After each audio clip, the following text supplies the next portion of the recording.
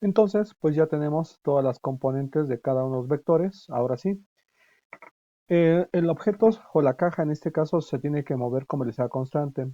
Eso significa que debemos aplicar la primera ley de Newton.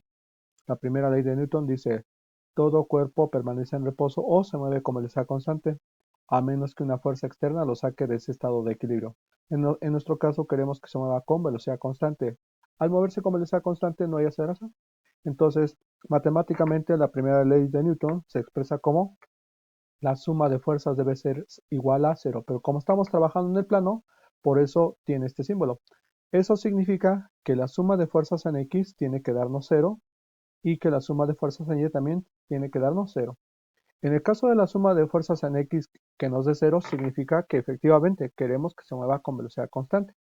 Y en el caso de que la suma de fuerzas en Y nos dé cero, ahí lo que queremos es que el objeto no se mueva hacia arriba, ni mucho menos hacia abajo, que todo el movimiento sea de manera horizontal. Bueno, ¿cuáles son las fuerzas que están actuando en X y son las que vamos a sumar? Pues aquí están nuestros cuatro vectores y aquí vemos, este vector solamente tiene componente en X junto con esta. Son los únicos dos vectores que tienen componentes X. Entonces, la magnitud de la fuerza que empuja la caja menos la fuerza de fricción, esto me tiene que dar cero, lo cual me lleva a la conclusión de que la fuerza que impulsa la caja debe ser igual a la fuerza de fricción. Y luego, la suma de fuerzas en Y. Viendo nuestros cuatro vectores, solamente vemos que dos vectores tienen componente en Y, que sería la fuerza normal apuntando hacia arriba y el peso apuntando hacia abajo. Entonces, suma de fuerzas en Y. La fuerza normal menos el peso debe ser igual a cero. Repito, la fuerza normal apunta hacia arriba, el peso apunta hacia abajo, por eso tengo esta ecuación. Entonces, la fuerza normal menos el peso debe ser igual a cero, lo cual me lleva a la conclusión de que la fuerza normal tiene que ser igual al peso.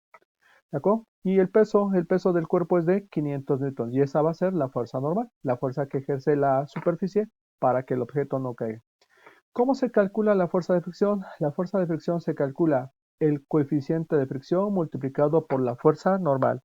Recordemos que la fuerza de fricción hay de dos tipos, estática y dinámica. Estática es la fuerza que se opone a que el cuerpo se mueva, ¿de acuerdo? ¿Sí? Y la fuerza de fricción dinámica, una vez que ya el objeto está en movimiento, aún así sigue estando presente la fricción, pero en mayor proporción que cuando estaba en reposo. ¿De acuerdo? Bueno, fuerza de fricción igual al coeficiente de fricción por la fuerza normal. Y de acuerdo, de acuerdo a esta ecuación, la fuerza de fricción va a ser igual al coeficiente de fricción estático por el peso. ¿Por qué? Porque de esta ecuación descubrimos que la fuerza normal tiene que ser igual al peso. Por eso aquí quitamos fuerza normal y la sustituimos por el peso. Ahora, de acuerdo a la primera ecuación, dice la fuerza con la cual es empujada la caja debe ser igual a la fuerza de fricción.